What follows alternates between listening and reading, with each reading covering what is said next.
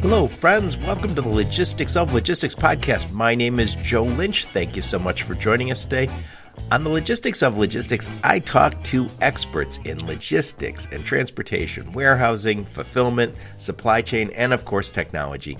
And during these interviews, I'm always the one asking the dumb questions. I ask the dumb questions so you don't have to. Today's topic is triple bottom line logistics with my friend Tom Raftery. Tom is an entrepreneur, sustainability expert, technology executive, and all-around thought leader. Tom advises logistics and supply chain companies on technology, sustainability, and communications. Tom is also an excellent speaker and a podcaster. Please check the show notes for a link to his podcast. He has two of them. And if you want to learn more about triple bottom line logistics, and you all should, please take a listen to my conversation with Tom. How's it going, Tom? Joe, thank you so much for inviting me on the podcast. I really appreciate it. I'm excited to talk to you about this topic. We were blabbing the other day and talking before we hit record. You have a wealth of knowledge, and I'm looking forward to talking to you. So, Tom, please introduce yourself and your company and where you're calling from today. Sure, yeah. My name is Tom Raftery, as you've already said. I am based out of Seville in the south of Spain. Now, you can tell if you're watching this, you can tell from my complexion. If you're just listening, you can probably tell from my accent. I'm not originally from Spain. No, I'm originally... Oh, no. I know. You'd never have guessed. No, I'm originally from Ireland. I'm originally from Cork in Ireland. And I moved here to the south of Spain in 2008. And if you know anything about the weather in Ireland versus the weather in the south of Spain, you'll understand when I tell you I'm a climate refugee. You asked me about my company, self-employed, essentially. I have a business where I help companies with things like messaging, communication, a lot of stuff around consultancy as well in supply chain. I've two podcasts. One is it's called the Sustainable Supply Chain Podcast. I say now because I rebranded it as the Sustainable Supply Chain Podcast at the start of this year in January. But previous to that, from 2019 right the way through to the start of 2024, it was known as the Digital Supply Chain Podcast. And I published over 380 episodes under that title. Whoa. And then at the start of this year, for a number of reasons, I decided to focus in on sustainability and rebranded it as the Sustainable Supply Chain Podcast. And I have another podcast called Climate Confident. The Sustainable Supply Chain goes out every Monday, 7 a.m. CET, a new episode drops. The Climate Confident podcast goes out every Wednesday. So I do that. I also do a lot of speaking engagements. I do a lot of, as I mentioned, consultancy. I'm also building a product at the moment as well to help companies discover where they are in their supply chain sustainability maturity model. So I've created a kind of a maturity model that measures supply chain maturity and sustainability maturity. So it creates a 5x5 grid and then tells organizations where they are within that grid and how to get to the next step, that kind of thing. So working on that at the moment. Yep. And I know you do some training too, right? Yep, I do. And I do training, and I teach in a local business school, the Business School San Telmo, which is here in Seville. And I've done little bits and pieces for other organizations as well. So it's a nice, interesting mix of things that I do. And I've been in the sustainability, I've been working at the nexus of sustainability and technology since 2006, I want to say. And I was recruited into SAP in 2016 as a VP within their supply chain organization. My title there actually was Global VP Futurist and Innovation Evangelist, which was quite a cool title. It had me doing lots of really interesting things. And then, unfortunately, I was part of the layoffs at the end of 2022, the tech layoffs, impacted by those. So hence going out on my own, setting up my own company. I've been looking around for another role as well, just on the off chance, but it's not a good time to be job hunting at the moment. So hence going out on my own, staying on my own, and doing all these other bits and pieces. I love it. Not the looking for the other job, but I think you have a lot of interesting things to share. And by the way, I should also do the caveat. There's some people listening saying triple bottom line logistics, oh, more sustainability stuff.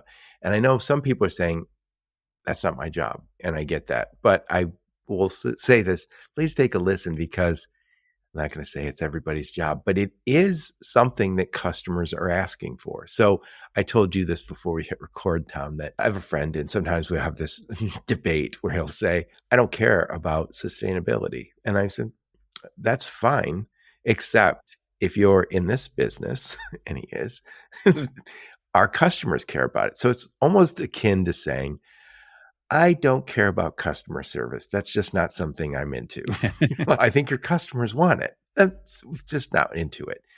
Customers want it. And if you look at the largest brands in the world, they make it pretty clear. And some of it's greenwashing, which is playing a game. Absolutely. They love to do their virtue signaling. But I think a lot of companies have in their mission that we have to become leaner and greener. And I think, please correct me if I'm wrong, Tom, 80% of the greenhouse gases come from the supply chain that we all work in. And the governments, because you're in Europe, the governments are asking us to clean up our act. And I think they're going to push. Better for us to clean up our own act a little bit rather than have draconian solutions driven from the capitals. Please elaborate. No, absolutely. Absolutely. You're absolutely right. Customers are mandating it now for many reasons. It can be consumers, or it can be your customers, your B2B customers. Now, a lot of the B2B customers are demanding it for the very reason you said. The fact that 80%, roughly, it depends on industry, et cetera, but 80% is a good number.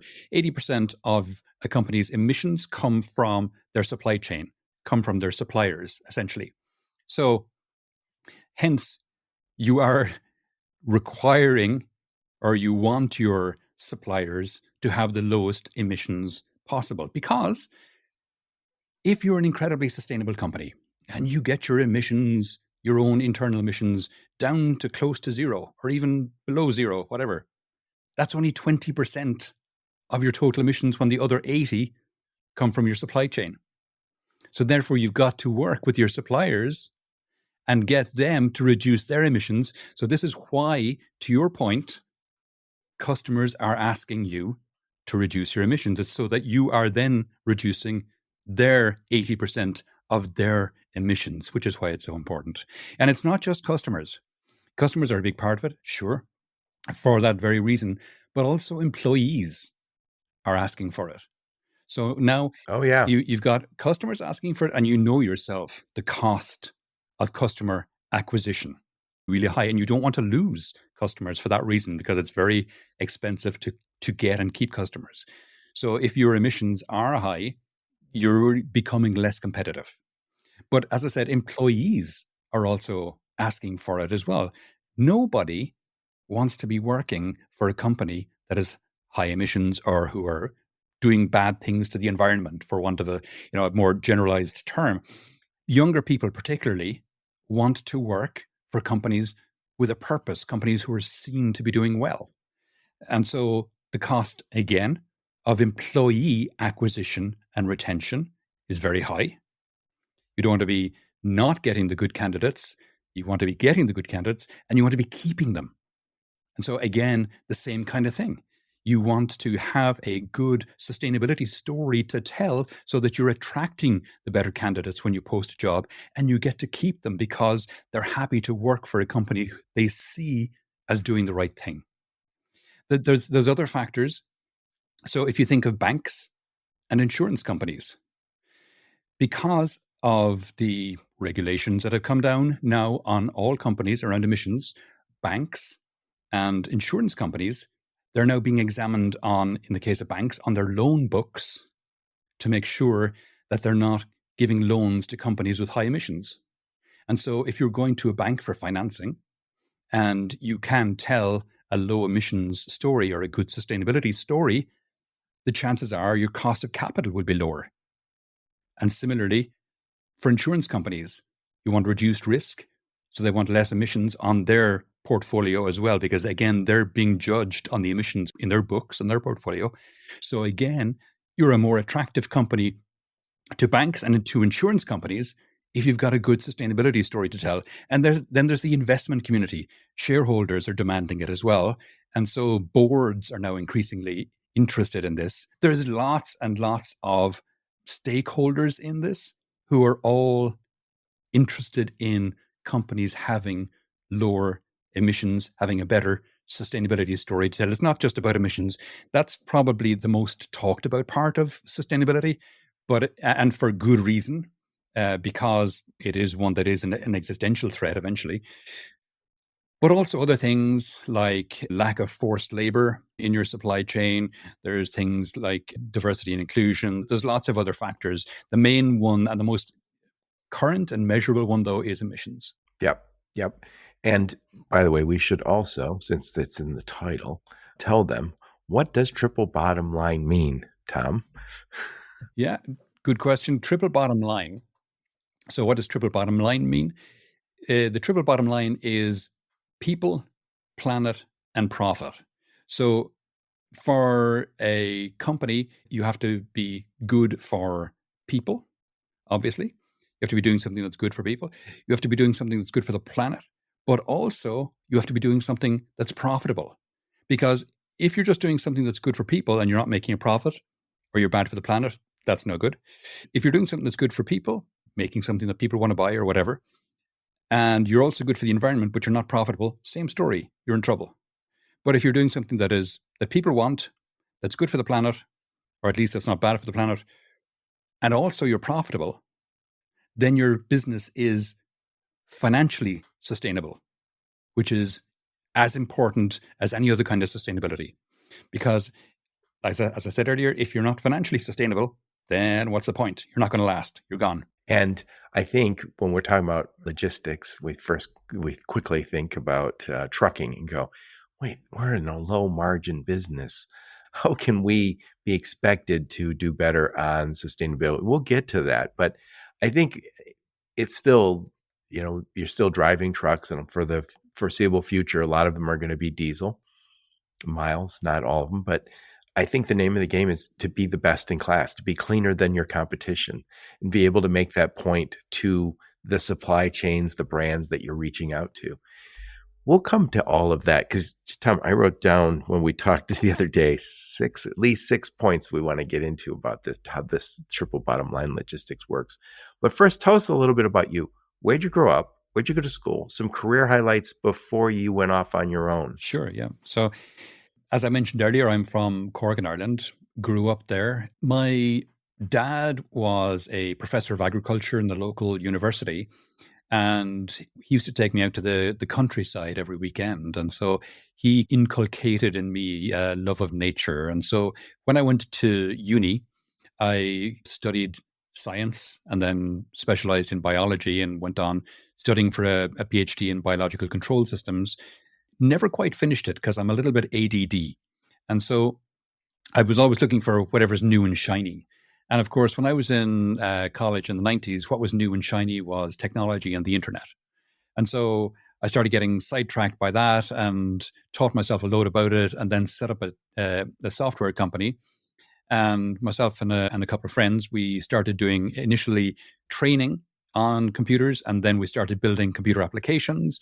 And again, it was because it was always attracted to what was new and shiny. We started doing these really high-end applications using really advanced technologies. We sold, for example, the first mobile phone game to the Irish cellular provider, who was Aircell at the time in the late 90s. So it was a game that would work on mobile phones. And we built a lot more applications. And then, of course, you had the crash in 2000. And so I kept the company going till 2002, when I merged it with another company, went in as CTO and brought in the development team with me. And what we were doing then was my introduction to sustainability, not to supply chain, because the company we merged with was developing software as a service applications for reverse logistics. Now, they had an application already. It was based on Access, Microsoft Access. And what our job as the new development team, what our job was to take that Microsoft Access database and put it into a SQL Server database, so a big SQL database that can take a lot more information, put it online and put a browser front end on it. So it became software as a service. So there wasn't a lot of software as a service applications available in 2002. Let me tell you, we were very early to market, but we still managed to land some cool customers like Tyco and Philips and people like that. And we were doing a lot of good stuff there. And then I left that company in 2002, go out on my own and set up a business around social media because I saw this was an up and coming thing. And again, ADD, new and shiny. So I started that. I ran that from 2004 to 2008. And in the meantime, I also set up a data center in Cork in Ireland because at the time there were, I think, 8 data centers in Ireland, and they were all in Dublin, and there wasn't one in Cork, a dedicated one in Cork. So myself and 2 friends, we co-founded a data center there in Cork, which is still in operation today. It's a very successful one. And while we were building it, because I had a social media background, I did a lot of the work getting the word out about it. And we decided when we were designing it that it should be hyper energy efficient because there are 3 main costs to running a data center. One is connectivity, one is staff, and the next is energy. So on the staff front, we did sweat equity. Easy enough. On the connectivity front, we built the data center on top of a hill, which served 2 functions. One of the big insurance risks with a data center is flooding, but if you're on the top of the hill, that's not an issue. But the other big reason for putting it on top of the hill was we could put a 25-meter mast in the courtyard of the data center and then reach out to the local wireless internet service providers and get them to buy space on the mast, which meant they were buying more connectivity through us, through the building, which brought our per meg per month cost down. So that was another way of helping us on the costing front. And then on the energy, we designed it, as I said, to be hyper energy efficient. And we were like the first people to use the expression cold aisle containment online. Because back in 2006, 2008, that time frame, data centers and hardware in general were very closed, very proprietary. No one was sharing anything. And we took the exact opposite strategy. We opened everything up. We told everyone how we were doing everything. We documented it all online with blogs, with video, with Flickr pictures, etc. And that got me a name in the green energy space. And so that started my journey into the kind of the intersection of technology and sustainability that I mentioned earlier. And then in 2008, I moved here to Spain for personal rather than professional reasons. And I didn't speak a lot of Spanish at the time, so I needed a job that would allow me to work from Spain through English. So I got a job as an industry analyst for a company called Red Monk. And I was heading up the branch of Red Monk that dealt with energy and sustainability. And so I led the research in that from 2008 to 2016. And towards the end of 2015, I was approached independently by a couple of different companies. And they said to me, listen, Tom, if you ever think of leaving Red Monk, come and have a chat. And it hadn't occurred to me, but that kind of planted a seed. And so in early 2016, I said to the guys, okay, I'll work till the end of February and then I'm out. End of February came, wrote a post on my blog saying, leaving Red Monk, talking to a number of companies, but there's nothing signed yet. So if anyone else wants to get in touch, the window's still open for a while. So I had some fascinating conversations in the next few months. And I joined SAP and didn't regret it for a second. I had a great time working for SAP for a little over 6 years there as VP. Met some fascinating people, great company. And it was in there that I started the podcasts around supply chain and climate. And although I was laid off, they did allow me to keep the podcasts. So I kept them and kept them running, which was great because I kept my kind of name in the forefront of people's minds. Yeah, by the way, I've talked to other people, podcasters, about this in the past. I always say, if you're going to start a podcast, be careful if it's your passion, but you're doing it for your company. Because if you should leave, and it's worked out for some friends of mine who have been able to leave and take their brand with them. But others, it's a painful thing because you might have done quite a few of episodes and people know you and they like you. And then when you leave, it's just somebody in marketing now goes, I guess I got to do the podcast now, or it just goes away. Yeah. So I'm glad you were able to keep it. Me too. Anyway, So we're talking about the triple bottom line, Tom, and I had written down when we talked the other day, how do we go about doing this? And again, with the idea that logistics is dominated by, and we have to figure out ways not only be greener, of course, but also leaner, because this can't be something that says, oh, it only added 10 cents a mile, but we love it. We'll love it for the next year before we go out of business. But there are companies out there, Flock Freight, I think of it. Flock Freight is a B Corp. Their message is, hey, we're going to save you.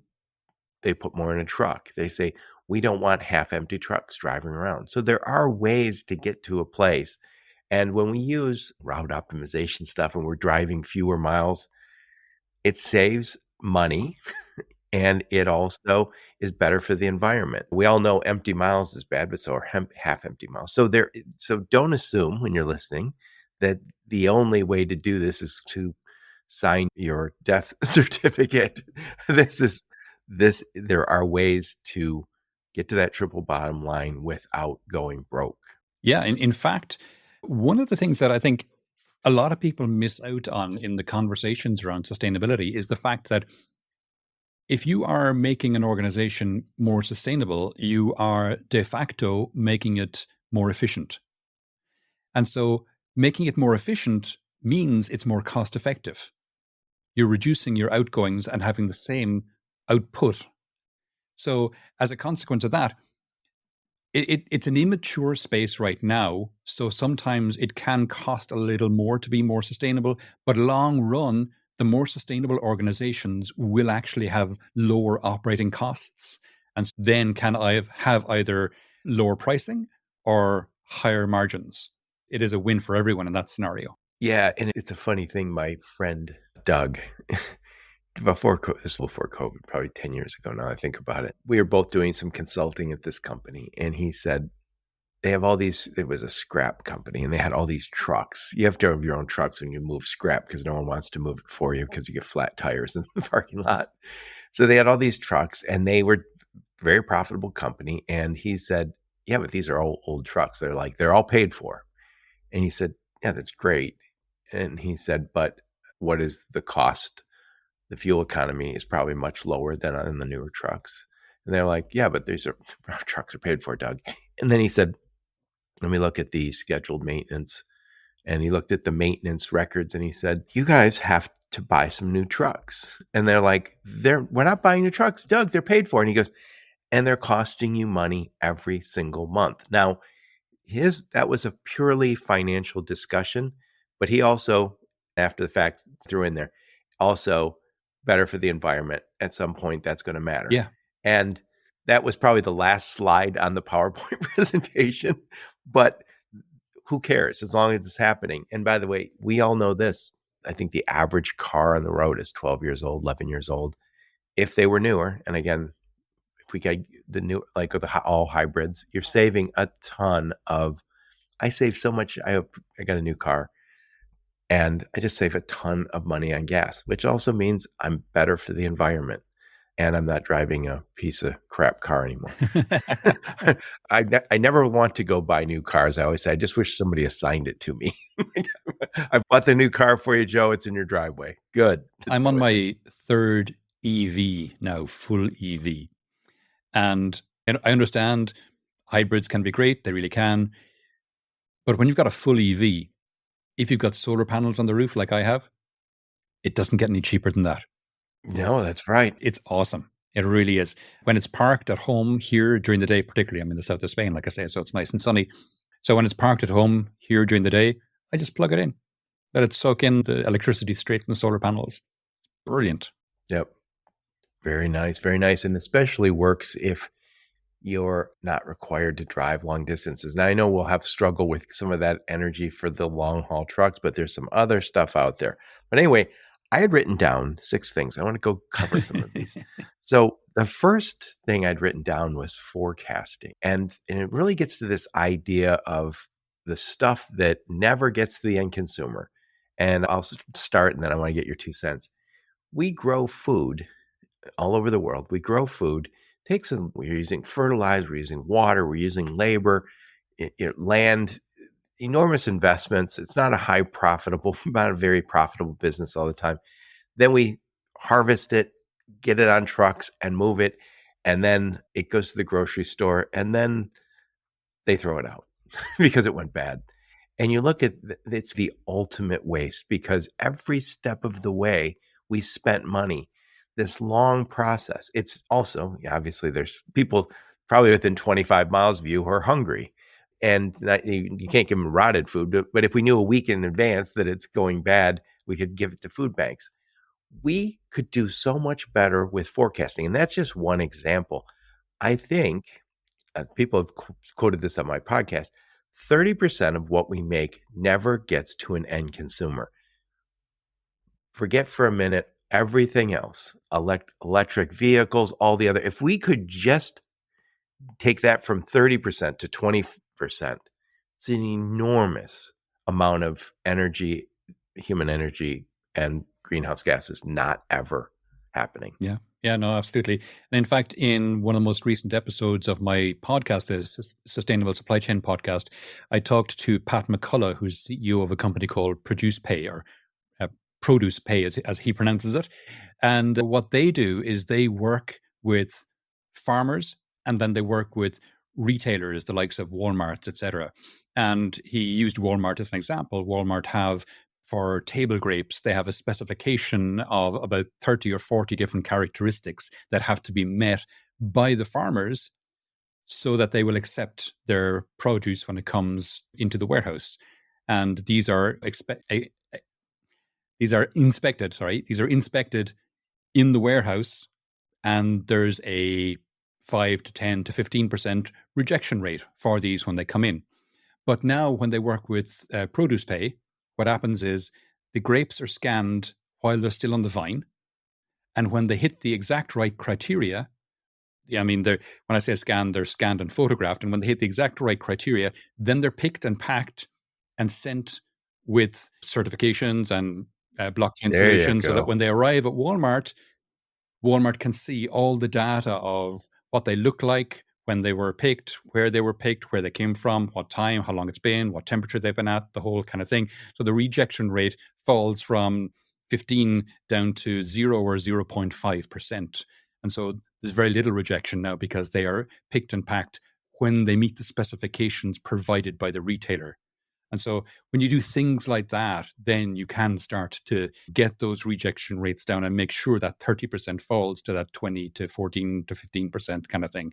And there are other things you can do as well. A lot of it is around technology and the use of the likes of sensors, as I said, to monitor the goods as they're in transit and show a trail of data to say, okay, this is what it was like when it was produced or picked or whatever industry you're in. And here's how it's been all the time until it's gotten to you. And now you take it from here. I love that. I love that one. I'll throw another one out there. And we talked about this the other day, and I think this is fascinating. We have certain stores here that have fewer SKUs, like Costco or Aldi, Trader Joe's. They have fewer SKUs than, say, the Walmarts of the world or Meijer here in the Midwest. We love those stores. I'm not thinking, but I think they have 100,000 SKUs, and the others have far fewer, probably a tenth of that. And what you get at Costco, which I'm such a Costco fan, they curate, here's what we're going to get. And so when they say this is the soap we're selling, it's at an enormous discount to most of it. Got to buy a ton of it. But my sense is, and Tom, if you and I were tasked with being in charge of inventory, we would much rather be responsible for 10,000 SKUs than 100,000 SKUs.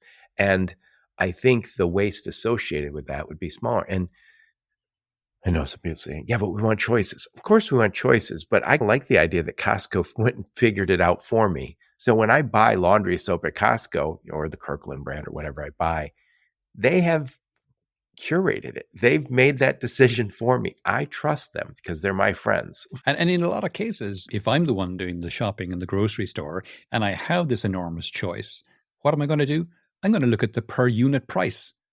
And that's what will help me make the decision. They put that right on the They put that right on the sign at Costco. And it's mandated here as well. So in every store you go into, whether it's the classic example, whether it's toilet roll or whether it's toothpaste or whether it's Right. dishwasher tablets or whatever it is. For the dishwasher tablets, I want to see what's the price for washing the dishes per dishwasher tablet. And they're mandated to show it. So you can have ones with 48 tablets, ones with 60, ones with 20. But if you look at the price per tablet, then boom, what you're paying per wash at that point. And that's so my choice isn't brand based, it's price per unit based. Yep. Yep. And by the way, a lot of the Kirkland brand stuff is made by big brands that sell to Costco that way. And I believe a lot of the stuff at Trader Joe's, it's not called organic here, but it would be considered organic here if it just wasn't labeled that way because it is organic. It doesn't meet the standards of Europe organic, but it would meet the US standards for organic. And so these are great products. Usually the maybe the brands you don't recognize in every case, but it works. So I guess just forecasting alone would be an enormous thing. And we're getting better and better at it. But if you're working with a brand that says we really value sustainability and you're the trucking company or the warehousing company, let's look at the forecasting. Let's look at, and this brings us to the next point, which is load optimization and route optimization. I'll glom them together just for time. We've been using route optimization to make sure we're not driving extra miles that cost us extra money and also bad for the environment. If you could go to a company and say, hey, the reason you want to work with us is because typically when we start working with a company, we reduce the miles 3%, 5%, whatever it is. That's a selling point. It's less money we're going to have to charge you. Better for the environment. You go back to tell your boss that you're doing your job and on the sustainability front and on the money front. Please elaborate. Yeah, no, it's very true. And you want to be tracking as well, though, your emissions, because increasingly it's something customers are going to ask for. So if you can say to your customers, okay, yes, we can reduce your miles by X amount, but what we can also do is we can reduce your grams CO2 per mile driven. Then you start to make them sit up and take notice. Not just are you reducing the amount of miles, but you're also reducing the amount of CO2 per mile. And so that way, because it's what customers are looking for, and if you can provide them with that data, and so this is where the idea of data becomes quite important, because you've got to roll out a solution that allows you to measure that. But once you can measure that, you then start to see where the inefficiencies are, where things are producing more CO2, and you can start to go, okay, in this area, we need to focus on getting the emissions down there. And that way we're bringing our overall emissions down. And that way we can say to our customers, here, now, this is where we were last year. This is where we are this year. And our aim is to be over here. So you can come on this journey with us, pardon the pun, and we'll get your emissions down while getting our emissions down. Tom, I'm a simpleton, so I always say I want key performance indicators. And only the very best metrics grow up to be key performance indicators. So when I was still managing logistics, I would say I want a carrier scorecard, list all my carriers, there's 10 carriers we're using for that customer. And then I want to see an on-time performance measure. I want to see some sort of cost measure. And then I like billing accuracy because I always feel like if you can't get the billing right, you're not doing the job. And then I would have damage-free shipments. Of course, it's going to be over 99% in most cases for truckload. And I never measured it. But now I would suggest you add one more, which is something that measures something on the sustainability front. And again, you might say, oh, we've got enough problems. Your customers are asking for this. The big brands, if right now you decide I'm going to go sell to a big brand, they have internal goals on this. So you can be a better provider by saying, oh yeah, we measure that. And you can't just add it to the PowerPoint slide at the end and say, yeah, and we value sustainability. That's not going to be enough anymore. You have to add a measure. And I would always say when we started the key performance indicators, I'm an automotive guy. I used to say, we don't say hello without a scorecard in our hand. And sometimes scorecards start off with, it's close. It's not quite right. We know what's wrong with this right now, but we started measuring it anyway. And if you say it's 80%, it's directionally correct, start. If you start and say, we're going to get better at this milestone and when we get more information. Anyway, enough of my blather. Your thoughts? Yeah, no, it's a point well made. As you and I have both said, customers are asking for it. So yes, absolutely. If you're not doing it and your competitors are, then you're in serious trouble. The sooner you start, because the pressures on this are increasing all the time. And the requirements for this are becoming more and more urgent from customers, from regulators as well. The sooner you start on this journey, absolutely the better, both for yourself and for your customers as well. So yeah, no, start now. And one of the ways to start is to find a solution to help you measure your current emissions. And there are free ones out there that you can download and use. So start on that and start working on it and figure out how to, if you're not already doing it, how to measure and report your emissions, and then set goals for yourself to reduce them.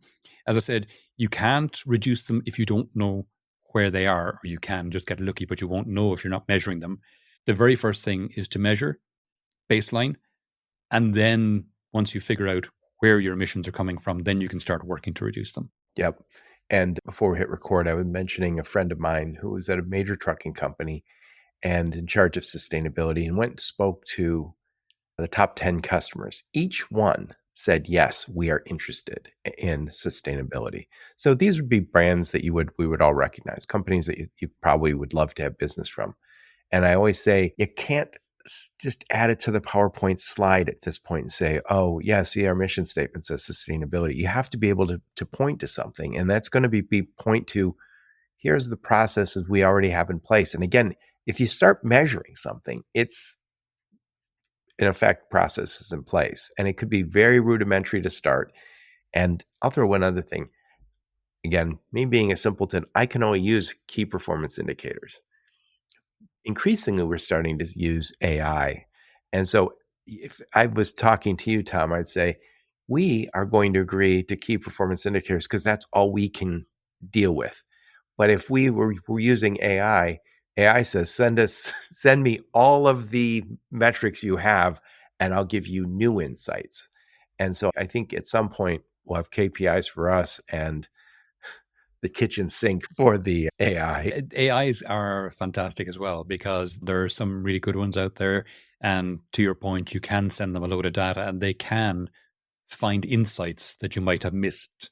So it's always worth keeping an eye on that space as well, particularly for things like forecasting and inventory. Really good in that space. Well, what I was thinking about is if I knew, let's just say we did 1,000 lanes and I said, I want to know the truck make, model, and year for every one of those trucks. And I want to know how many miles it went. And then have AI just go, boom, here's the miles per gallon for each one of those. Here's the emission impact for each one of those. It's coming. Anyway, not only do we have to get the route optimization right, we have to make sure that we all know empty miles are bad and full trucks are good, but half empty trucks are half bad. So we have to also get better at filling those trucks. Yeah. No, indeed. More about forecasting. Yeah, it is. And ergonomics. And again, doing things like sharing loads. There are several solutions out there for truckers to go, I'm going from this city to this city. This is the route I'm going. Does anyone need anything moved along that route? So almost the Uberization of trucking. And if somebody says to, hey, we really need sustainability, you have a shipper who says that, you could say, you're doing all these LTL. Can we make one truckload? And now that means that you're potentially carrying more inventory at a facility, and that's extra cost. But again, do the math. Some products it's going to make sense. I think we all in the logistics space have to get beyond, I'll find you a cheaper truck. And the only way I know how to get a cheaper truck is to ask 50 carriers who will be cheapest, because that's not giving me the quality that I need. So I want to cover a whole bunch of other things. So we talked the other day about electric vehicles. I know you mentioned you have electric vehicles. We're starting to see the electrification of the final mile, but I would also say we're here anyway using I think propane for some buses. And now propane is natural gas. It is a fossil fuel, but it is a cleaner fossil fuel than, say, diesel or regular gas. So talk about this transition that's happening. Yeah, it's a fascinating space to watch. I have been watching the electrification of the passenger vehicle space for a long time. And not just the passenger vehicle space, but also two and three wheelers. And right now, currently globally, the two and three wheeler space are getting about 40 to 50% of new two and three wheelers sold are fully electric. And now we're moving into it, when we move into the past. So those are motorcycles? Yeah. Yeah. Motorcycles and what are called tuk-tuks, the kind of three wheelers that you see in the likes of India and Southeast Asia. But they don't also have those, they don't have loud tailpipes either, right? No, the electric ones have zero tailpipe, obviously, but a lot of the tuk-tuks pre-electrification were noisy and smelly and very polluting. They were often two-stroke engines, for example. So Yeah. I remember that when I was in Thailand, when the light would turn green, yeah, it'd be an explosion. You couldn't see through the cloud of 40 motorcycles going. They were all two-stroke engines. that's changing. That's changing. As I said, between 40 and 50% of two and three wheeled vehicles globally are the majorities in Southeast Asia, but globally, 40 to 50% of two and three wheelers now being sold are electric. Yeah. And then when we look at passenger vehicles, it's currently in 2023, it was just shy of 20%. So it's on that curve going up. And as you get to the larger vehicles, it's lower on the curve, but it's heading in the same direction. So now we see last mile vehicles and light trucks starting to be electrified. And as you track the battery space, so the battery space, the cost of batteries has cratered in the last 10, 15 years. It's dropped over 95%. And at the same time, the energy density of those batteries has increased enormously. It's more than tripled in the same time. So batteries are being able to store more energy and they're falling year on year in cost. And so it just makes more and more sense to electrify more and more vehicles with larger and larger batteries, with greater and greater range, with the ability to carry more and more cargo. And so we're heading the direction that in 10, 15 years' time, almost every 18-wheeler sold will be fully electric, just because the direction the batteries are going in terms of cost and energy density, it'll make the most sense. And as we're electrifying the grid, it means it'll be the greenest option as well, because even today, in places like China, where there's a huge amount of coal in their grid, it's still more sustainable to drive an electric vehicle than one that's filled with petrol or diesel. It's lower emissions when you do it on a wheel-to-well basis. So even there it is. So you can imagine in somewhere like the US, where it's, I think, about 60% of the energy in the US grid comes from fossil fuel sources, but that's falling year on year. So every year, your electric vehicles are getting more and more sustainable. And then when you come to for personal transportation, if you have solar panels, it's even more sustainable yet again, as I alluded to earlier. I know, like here in the United States, I just saw something on solar. It can work in Texas very well. It can work in Arizona, maybe California, not necessarily in the Northeast. So we're not going to all have the exact same grid, but we also have potentially wind. I know Texas, I think, has the ability to get wind and sun, yeah. And sun, and they still have the oil. Damn you, Texas. You don't need everything.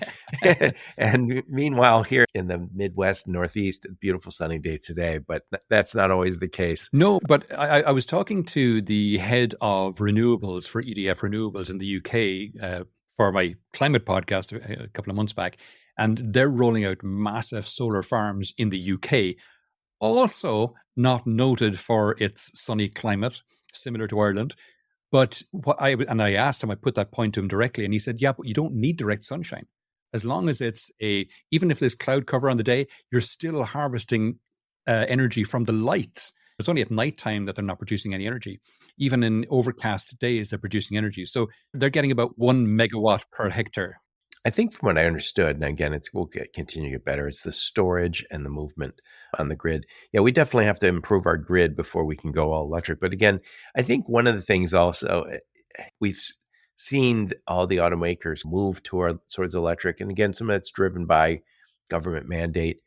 Now we have an excess of those. And it doesn't mean electric vehicles are gone. It means the transition, we really tried to make it fast. It's still transitioning. It's just, you kept saying 10 or 15 years. I think that's probably appropriate. I heard Bob Lutz, and I actually sent you this email the other day. Bob Lutz, who's a famous automotive guy, he says they love the electric vehicles, but this transition was a little fast. We've been working on the internal combustion engine diligently for 125 years. That is not the case with the electric. And you mentioned this, the cost coming down and the efficiency going up. That'll continue to happen. So we shouldn't write this off. It's still coming. It's just not coming overnight. All of these roads are bumpy. So it's not linear. You're right. Yeah, it's a sawtooth, but 2 steps forward, 1 step back, but it's going that direction. So there will be occasional bumps in the road. Again, more puns on my part, but that's the direction we're going. I forgot which company, and I have not talked to him on my podcast, but there is a diesel engine maker that made a diesel engine that I think also runs on propane. Oh, yeah. Yeah, and which is, again, cleaner, much cleaner. So that may serve as a transition fuel. Yes. But one of the cool things about electric vehicles, which it's great that they're low emissions. That's fantastic. It really is. But that's not everyone's priority, particularly fleet managers. It might not be their primary concern. Their customers are concerned about it, sure.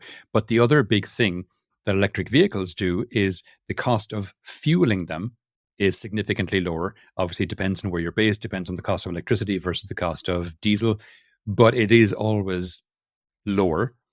And then the cost of maintenance for electric vehicles, again, is about 50% the cost of maintenance for an internal combustion engine vehicle. And that's a no-brainer, just because if you look at internal combustion engine vehicles today, you've got about 2,000 roughly moving parts in the drivetrain, whereas in an electric vehicle, you've got about 20. So there's far fewer components to maintain or to break down. So they're more reliable, they're easier and cheaper to maintain, and they're far cheaper to fuel. Again, it's a no-brainer. What you have to do, though, is you have to examine your routes. And if you've got a route that carries, again, go back to the old example, toilet roll, and the driver for that route is delivering toilet roll for 200 miles a day, boom, right there, an EV will cover that. Whereas if you have a route that's delivering, I don't know, beer, kegs of beer, heavy stuff, and that driver is going 200 or even 300 miles a day, then you might want to think, okay, maybe not yet. And you got to optimize your choices based on the routes you're doing. And it could be the case that you look over your current fleet and you look over what vehicles you have, what age they are, what routes they're doing, what they're delivering.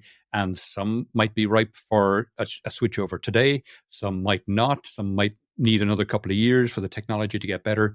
But you can start taking those baby steps and looking for low-hanging fruit. You mentioned school buses earlier as a target for propane. And I would say, no, I would say actually school buses are ideal, absolutely ideal for electrification. You're putting kids in them. And propane, while it's a lot cleaner, still spits out noxious fumes. Electric vehicles don't. You don't want your kids hanging around a vehicle with an internal combustion engine running. Also, they run twice a day, morning and afternoon. In the meantime, they're back at base when you can have them plugged in. Third, their route is very short, typically. They're not doing more than 100 miles a day, or maybe 100 miles. They're definitely not doing more than 100 miles in the morning and 100 miles in the afternoon. But even if they were, they're plugged in the meantime. And the other thing is, if you have a fleet of buses and they are plugged in during the day, you can use them to sell energy back to the grid. They can become a virtual power plant. They can arbitrage their energy. They can take in the energy at nighttime when it's cheap and sell it back to the grid during the day when it's expensive, when it's needed. And in that way, they can become a balancer for the grid. The grid will pay for that kind of service. And so it's a win all over again. Yep. I mentioned to you the other day when we spoke that here, I'm in Michigan, I feel like our grid goes down more now than it did when I was a kid. And everybody will say that. And so it's in a utility. So it's interesting because it's also publicly traded too. Please explain, are they making profits? And this is all, I don't understand how it works. Nobody does. all we do understand is 95% of the people in the state of Michigan who are elected to office got money from them. So we're going to have to invest in these grids, however they're managed. So we can, because I know my sister and her family lost power for a week in the winter, and they had to move to a hotel. Oh, their neighbors moved to the hotel. They moved to my mother's house, and I said to my brother-in-law, who's a Ford guy, I said, "What if he's got electric vehicle?" I go, "So, what do you plug into?" Because we don't. We drive the other car. So we're going to have to figure some of that out. No, I get that. And I've heard people give that concern before. If you have an EV and there's a power cut, what do you do? Of course, if there is a power cut, then your local service station isn't going to be able to pump the petrol or diesel into your truck either, because those pumps run on electricity. But if you have solar panels and there's a power cut, you can still charge your car. Yeah. Again, that's a 15, 20 years out kind of thing. But again, it's how we're going to get there. It's a path we've begun. And I will also say, I said this to you the other day when we talked, I saw a very interesting TED Talk, and I'll look for it. Maybe I'll put it in the show notes. And it said the future is eclectic. And it was making the point, not electric. He said, there's going to be really good cases to move stuff to electric. And there's going to be stuff where we're going to move to other fuels. And we should also push ourselves to innovate beyond just what we have. We're doing that with electricity. And I think we know we're pulling away from the greenhouse gases. By the way, I don't even forget the environment for just a moment. I go for walks every day, a few times a day. I hate walking along the roads when I hear those loud engines, and that the fumes are much, much cleaner than they ever have been, but they're still emissions, and I don't want to smell them. So anyway, one other topic I want to talk to you, I'm gone longer than I thought we would. I apologize, Tom. I want to talk about e-commerce and returns, because I know you have some expertise in it. Yeah. I'll give you my quick back of the napkin, and then I want to get your insights. It feels like today we are buying stuff and people are still treating their home as a dressing room. So I'm going to get three sweaters, one green, one blue, one red. One's a large, one's a medium, the other one's another medium. I try them all on, and then I might send two back, or I might send all of them back and ask for another. Obviously not the best for the brand, first and foremost, but also it's not particularly good for the environment and cars on the road. And I talk to a lot of e-commerce people. They go, we don't mind. We don't mind. People are bracketing. We don't mind. But I think we're going to see, I think Amazon's already inching into, we're going to charge for some returns. I think we're all going to end up with a returns credit score where they say, probably, Tom Raftery, I trust. Joe Lynch, I don't trust that dude. He always gives stuff back. So I think we're going to have to get better at the returns. And I'll throw this out there. Pet peeve of mine is sizing. Brands don't help you buy the right size. Yeah, absolutely. Your thoughts, Mr. Tom? Yeah, no, absolutely. And I think there's a big issue there with the brands themselves. You mentioned that they don't mind the bracketing. They should, because it's not good, because it does cause increased returns. They need to do a better job of helping people right size. So that when you do go and you do order something in a particular size, you are confident that it's the right size. So I know there is one shoemaker, for example, that I ordered shoes from online. And what they did was they printed out in PDF form a foot that you... I've always said that's the easiest thing to do. It's a piece of paper. Yeah. And you stand on it and you mark with a pencil where your feet are, and then you have your size for your shoe. You order the shoes from them based on the size, based on your pencil sketch on the PDF. They have the PDF marked with different sizes, and it's the outline of a foot. And that way, third graders could have come up with that solution, and we don't have it from shoemakers. The one you talk to does. Yeah, exactly. And there are other solutions that some of the brands are coming up with, things like using the camera on your phone to take a picture of your body and that way try and figure out Yes. from that. So Yes. there's a lot of things like that are starting to come up, but I think brands need to put more effort into that because you, and I suspect most of the people listening, sure, we might do bracketing, but only because we're not confident We have no choice. because the brands have done a poor job on having consistency in sizes. Yep. There is a shoe store not far from me, and it's in Ann Arbor, Michigan. It's Fleet Feet. I think they're probably a national chain or at least regional. So I buy my Hokas over there. And when I go there, they don't save my credit card information or anything else, my address and my name. And when I was in the store, they took a picture. I stood on this little platform and they made a 3-dimensional model of my feet. And they're like, yeah, your one foot is size 10.2. And the other foot is whatever it was, 10.5. And I was like, interesting. So they saved that. And we could do the 3-dimensional for a body. And might not want to see that. I know.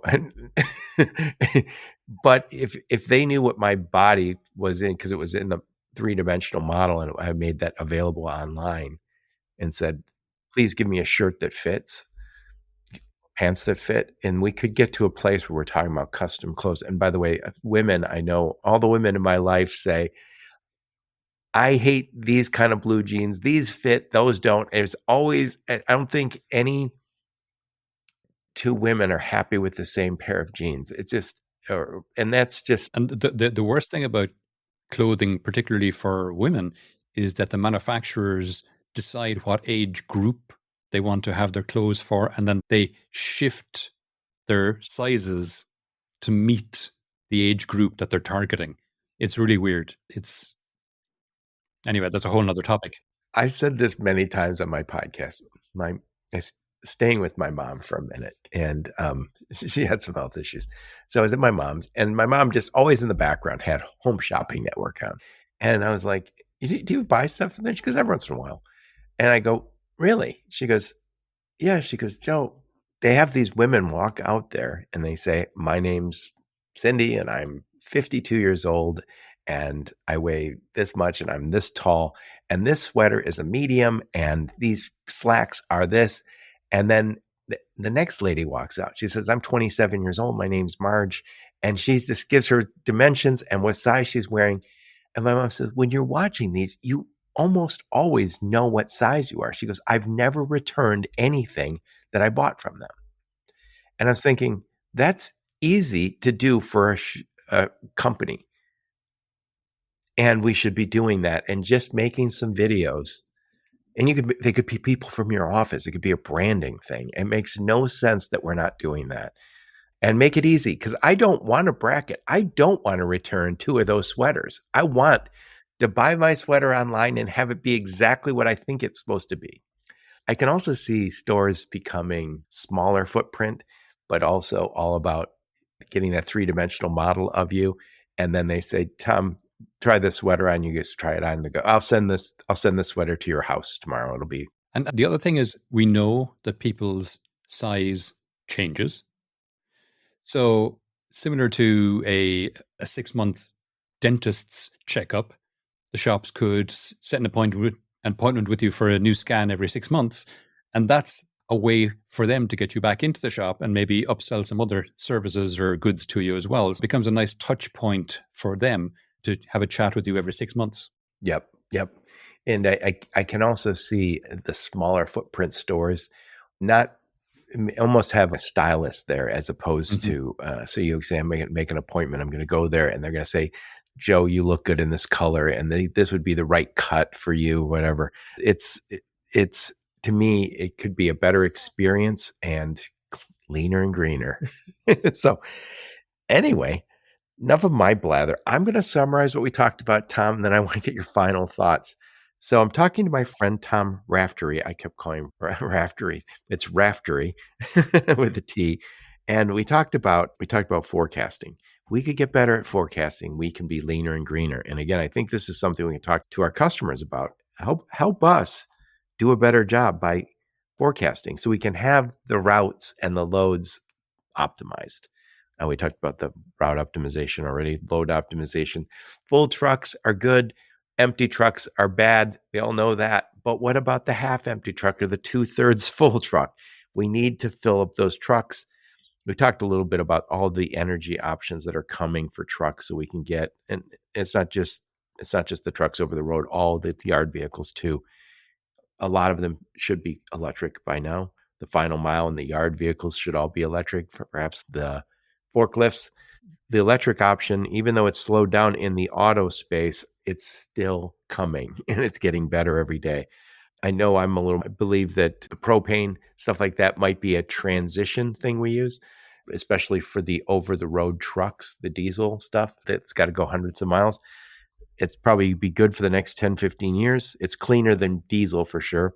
And then we talked about throughout this is the government and the private sector coming together, developing guardrails that make sense, targets that make sense. And then last but not least, we talked about the importance of brands doing a better job on returns so we don't have clothes and purses and everything else thrown out or thrown back into inventory and repackaged and sent to somebody else.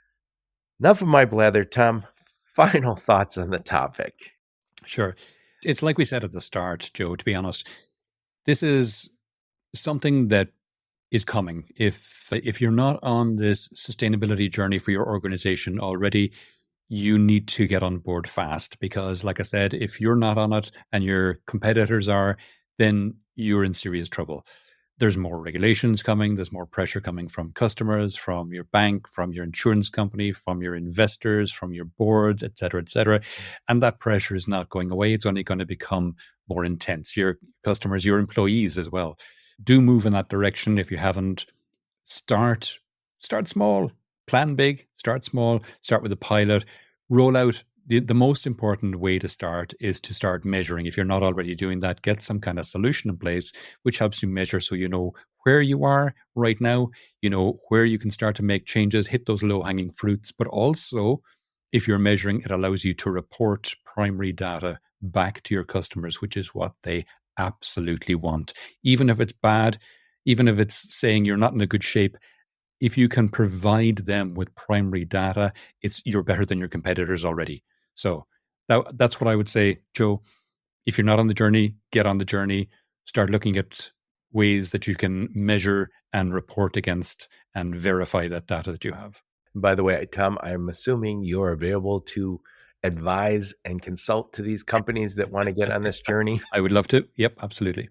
So what I'll do is I'll put a link to your LinkedIn profile, a link to your website, and any articles or videos, or we'll put a link in there. And then you have 2 podcasts. If you send me the links to those, I'll be sure to put them in the show notes so people can take a listen. And you have a YouTube channel. We'll also put that. So any things you give me. A free newsletter as well. Yep. So anything you want to send me that we can put in the show notes so people can follow up with you, that would be great. Tom, what conferences will we see you at? So the next one that I'm going to is in June, so next month. And it is called the Smarter E event, big energy event, the big energy and infrastructure event that's taking place in Munich on the 19th and 20th of June. So if anyone who's listening is going to that, I'd love to see you there. Awesome. Tom, thank you so much. You're a wealth of knowledge. I love what you're doing, and it's an important journey. And again, I suspect there's a number of people listening saying, like I already got things to do. I didn't want this extra thing put on my plate. It's unfortunate, but customers are asking. Yeah, exactly. Anyway, thank you so much for taking the time, Tom. Thank you, Joe. Thanks for inviting me. I really appreciate it. Yep. And thank all of you for listening to my podcast. Your support's very much appreciated. Until next time, onward and upward. You have been listening to the Logistics of Logistics podcast, where we engage with leaders in the logistics and supply chain community. If you like what you hear, please subscribe, hit the like button, and leave us a nice review on Apple or Spotify or wherever else you listen. Also, please check out our videos on YouTube and connect with us on LinkedIn. We're very big on LinkedIn. And you can also reach us on the logisticsoflogistics.com, our website.